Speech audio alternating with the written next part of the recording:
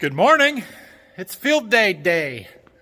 So I'm just a few last setup things. Want to get some tables around and a few chairs out. Get some stuff set up and wait for people to get here. We might go out and I can't walk through the beans this morning because they're wet. But I did want to. We've got a field of corn on corn down the road that I might go over and dig a couple of plants out, see if we got any root worms. We can look at that kind of stuff. Just get some stuff ready for the field day agronomic training stuff that we got going on today, and cross our fingers and hope somebody shows up, right?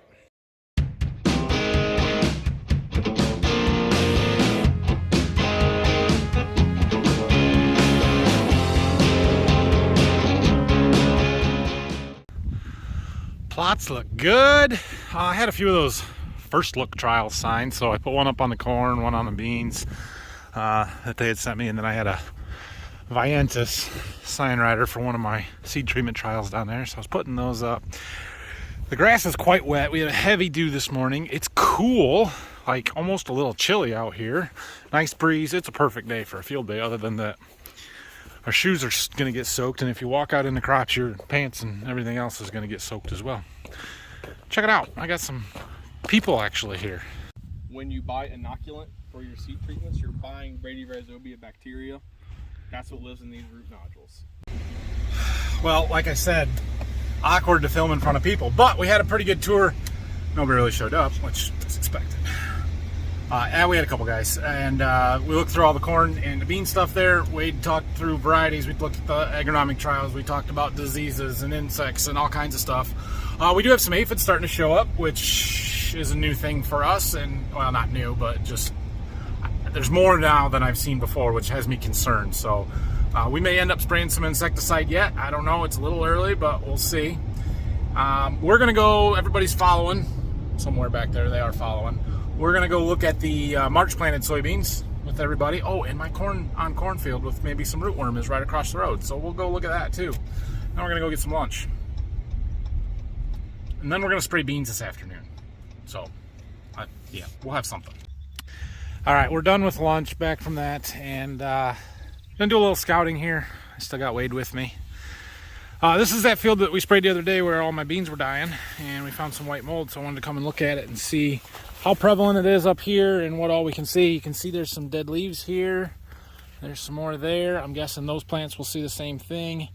Where did that spot go that I just saw? I thought I saw a piece, or a, there, right there. Frog eye, leaf spot, lesion, right, Wade? Correct. Yeah. What do you see? Just trying to see if there's any of that sclerotia in there. Right now, I don't see any. Yeah, that one was pretty early. It's just starting to wilt, but you could see the mold forming on the outside of the stalk there. Not good. Doesn't look super thick right here, but it's not going to get better, is it? It's a little more prevalent down under the canopy. You can see here, when you lean these beans back, there's a plant that's heavily infected. So, not good. Something we're going to have to keep an eye on, but there's nothing I can do about it. So, it's kind of is what it is here. And then there's this where, focus, there's some aphids that I was telling you we were finding, a little bit heavier. I need to get my little magnifying glass from my phone lens so I can show you guys that stuff better, because I just can't focus. All right, next field. We've got a little water damage on the ends here, but they are growing out of it and looking better. These are my 3582s, and this is the field that I would irrigate if we needed to irrigate, but we don't need to irrigate because it rains all the time, a lot. But I'm hoping we have some super awesome great beans up here. And it's the one that we need to, one of the ones that we need to spray with fungicide. So I wanted to stage them, which it looks like it might be time, and see what else we got going on up here. Oh, bad news, guys. Bad news. They are loaded with white mold. Crap. That's bad. So this is one of the fields that I sprayed with fungicide back when they were just starting to flower, the last week of June, I think it was. we sprayed these. So I was kind of hoping that that fungicide application and then hitting them with another shot now would keep that white mold at bay. It did not. It's not good. It's not good. On the bright side, the ladybugs are out here having a heyday on all the aphids that are also destroying these beans. You can just look around and see all the wilted leaves. This is going to get real ugly real fast. Is it still worth spraying them, Wade? I don't know. Yeah, yeah. It is, however, absolutely time to get these sprayed. So if we're going to spray them, which I think we still are, and hope that the white mold is not widespread and it's rather isolated. This has got a sand ridge. We're going uphill here as you get on the higher ground. I don't know. White mold is worse in the heavy ground, right, than the high ground? Areas where you retain moisture. Yeah. So maybe just worse in the lower ground here. Of course, a lot of it on that side of the field is right along the river. Like I said, this is our field where we irrigated corn last year, and we were thinking about irrigating beans, but I can tell you with 100% certainty at this point that is not going to happen. There's no reason to irrigate beans that are dying. So, yeah, what do we do? So white mold, like most diseases, but especially white mold and sudden death syndrome, there's nothing you can do. Once you see the symptoms in the field, it's too late, right? So there are some preventative measures that we can take to help prevent that white mold. There are a few fungicides that are labeled and claim to have control, but like I said the other day, that you have to use super high rates, and they're sort of expensive, and you have to apply them multiple times. So unless you know it's going to be a problem, you don't do that. There are some just cultural practices you can do different. I would assume tillage would help to bury the residue so you don't have that laying on the surface. Row spacing. And row spacing is the big one. So wider rows allows more airflow between the plants, and it helps keep it dry. What you don't want is a moist, wet environment. Wonder why we got it, right? So 30-inch rows would be better for white mold. Now our 15s we always kind of thought was a compromise between 7.5 and 30, and for the most part it has been. We don't really deal with this on a large scale very often, but it appears this year it's going to bite us hard. There's also some seed treatments that claim to have some effect. Nothing that I've ever used, but something that I may look at in the future. I don't know. We'll see. Some varieties tolerate it better than others. And then there's genetic resistance, and whether your variety is resistant or more tolerant to white mold than others. So yeah, that's what we can do and plan for next year, but defoliators. Not much we can do now. All right, well, it's time to spray. So I'm a little bit discouraged on our soybeans after seeing what we just saw with the white mold. There's nothing I can do about it though, so it is what it is, and we'll be okay. But our beans are all ready to be sprayed, so we're gonna go load up the sprayer, finish the fungicide, use up the rest of what we got, and then we need to spray some double crop beans with some glyphosate, get the volunteer weed killed and stuff. So we got lots of spraying to do. I don't know if we'll get it all done tonight or not, but we'll see how far we make it here. I think I've got enough water. Oh yeah, I think our tanks are full of water, so that's good. Let's go. Needed some fuel. All right, we have made it to the field. This is a big one. There's 173, almost 174 acres here. I'll show you the outline of it in a second because we're gonna spray a whole lot of acres just doing the perimeter around the outside of this field. So this is where Wade and I were just at, scouting for the white mold, right in front of the sprayer there where we saw that. So it'd be interesting to watch as we go across the field how much more of it there is, or if that's the small or the hot spot. I doubt it, but we'll see. So there's what the field looks like. The river runs right along here, and yeah, this is a big one. Finally making it back around to where we started. We got 37 acres.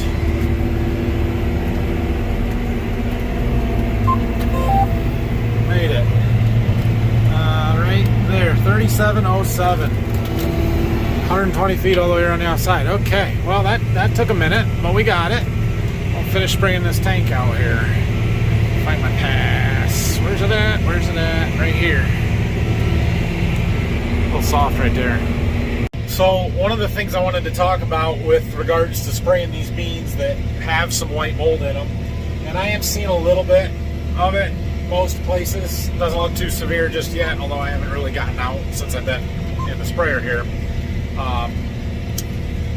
But this fungicide is not going to help the white mold, at least not significantly. And if this white mold gets bad enough, it can be devastating. Like, we could take a 60 or 70 bushel bean crop to 30 or 40 in a hurry. So when I was with Wade, I was kind of halfway joking, but not really. Is it even worth spraying the fungicide? And that's a serious consideration, because this fungicide is not a cheap application.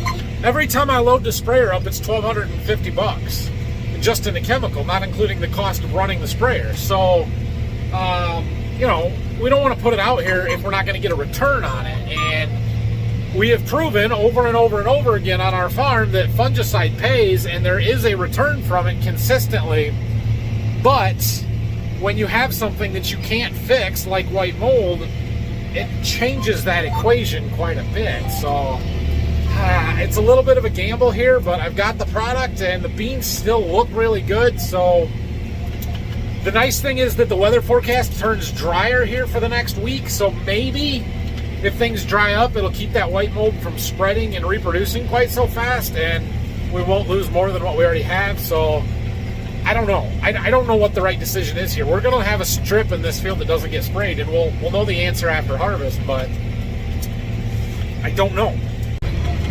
Another factor in that decision, at least on this field, is that while this field is all the same variety, we actually have two different planting dates up here that are separated by 3 weeks or so. I'd have to look them up to see exactly, but that south side of this field was planted much later. It may not have the white mold, or it may be a whole different cycle of the disease pressure and stuff. So, you know, that's a good reason to just spray it. Just my luck, we're all the way in the back of the field when the tank ran empty. So we've got 90 acres left in this field, so we'll mix up another full batch and get 80 of it, and we'll have about a 10-acre test strip. That'll be just fine. All right, we're getting reloaded. Slight change of plans here. We're gonna go back up and finish that field, but I had this Onward. It's a plant growth regulator. They told me they wanted me to put it on at R3. That's the growth stage we're at now. You can see what it is there. Honestly, with the white mold, I'm not sure it's worth it. I kind of think it's a waste, but that was the plan, was to split that field that we're in now, because they were some of my best looking beans. So I'm gonna put it in. But these 4 jugs will treat 100 acres. So we're gonna mix up a full load. We're gonna put enough fungicide in for 100 acres. And then we'll just lower our coverage rate. Instead of 15 gallons of water to the acre, we'll put 12.5 on. Should be fine. It'll get us so we can cover 100 acres, which will finish that field that's up there. Plus there's another little 13 acres right on the corner. We should be able to spray basically all of it. Sure looks like pouring water in. About what it is. Oh, hey, look, it's my phone. Well, I got that load sprayed out and ready to load up another time here. Our shuttle is getting pretty low. I'm not sure how much is in there, but we're gonna suck it all out and then we'll have to rinse it. But once we get it sucked out, we'll know about how many gallons we've got left, and we can figure out how many acres we can spray with it. I don't know if we'll need it all in this sprayer load or not. 8.5 is what we need for a full load, so. Well, I had enough for a full load, and we still got just a little bit more in there, so we'll have a partial clean out load when we get back. Okay, the problem with all the fields that we're spraying today is they're all dang far away. So the next one here, this load, there's actually 4 different little fields, but they're all kind of together, and they're 10 miles from here, so be a minute, but we'll get there. All right. We're spraying beans. We're about done spraying beans. My sister called me, who I have not talked to for quite a while, so we were on the phone for a long time. This field is the wettest one I've been in by far, we had more rain here because there's water everywhere. Oh, there was anyway. Oh man, how are we gonna? Okay, see the muddy beans? Yeah, they had water over them. I'm not driving through there, so we're just gonna cruise right around them here, scare that deer off that's standing over there. And that's not the first mud hole that I've been around. And I actually was driving through some water earlier, and I'm like, oh no, we aren't gonna make it, but we did. Well, I had about 5 acres here that I ran out of chemical on, so yeah, good little test trip. It'll be fine. All right, back to the farm. We're gonna load up the sprayer one more time. We've got to clean out that shuttle. I don't know how much is in there exactly, but it won't be a full load. And we've got, let's see, there's 2 fields that I have not sprayed fungicide on yet.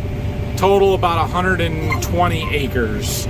So we're not gonna get all of the beans sprayed, but we're awfully close enough. And yeah, we'll go finish up the fungicide. We do have some Roundup that needs to be sprayed. That's not gonna happen today. Well, I'm trying to rinse this shuttle out as best I can. Problem is, I don't really know how much was in there. I don't think it was 8 gallons that I would need for a full load. We're gonna guess it was about half that. And we're just gonna keep diluting it out until we can get most of it out and fill the sprayer up for about 600 gallons worth. All right, well, we got that loaded up. We've got enough to spray 40 acres, so we're gonna go do that. But I have visitors. Okay, so this is the last field that we've got to spray beans. Do you need to, do you have to spray all of it? Well, we don't have enough to spray all of it, but we're gonna spray as much as we can. I've kind of been putting this one off because, well, electric poles. And this is that field that we sprayed with the drone. And it's got some muck holes. It's got, let's see, the outline. Nope, we're not in the right field yet.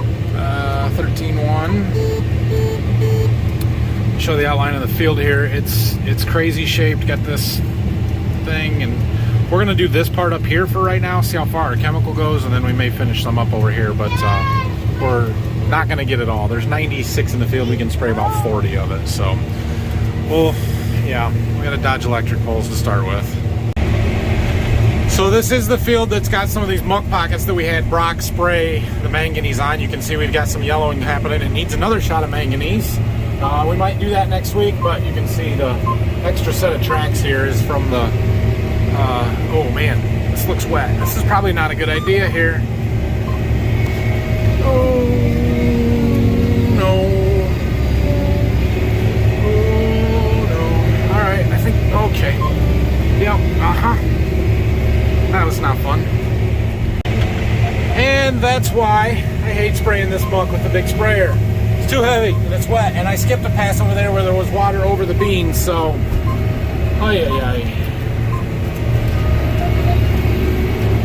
yeah, we'll come back with a little one. There's also some ragweeds over there by the road that need cleaned up. So it's two shots over here with the Century sprayer next week. One with Roundup, one with manganese. Okay, we did 39.4 acres, and that's enough. I've had enough. I'm getting out of here. This field is not fun to spray. It's muck, and it's wet. I almost got stuck 3 different times out here. This one was not fun. So we're gonna fold her up, head back to the farm. We're done for tonight spraying. We've got Roundup to do. We're not doing it tonight. Is that fun for you guys? Yeah, I want to get stuck. You want to get stuck? That would be more fun for you? Yeah. Then we will You should ride with Brock. Why? Brock likes to get stuck, doesn't he? Everybody on YouTube's gonna be mad at me now because I'm picking on Brock. All right, we're done. What are you eating, Brayson? Tomatoes. Tomatoes? Raw right out of the garden, huh?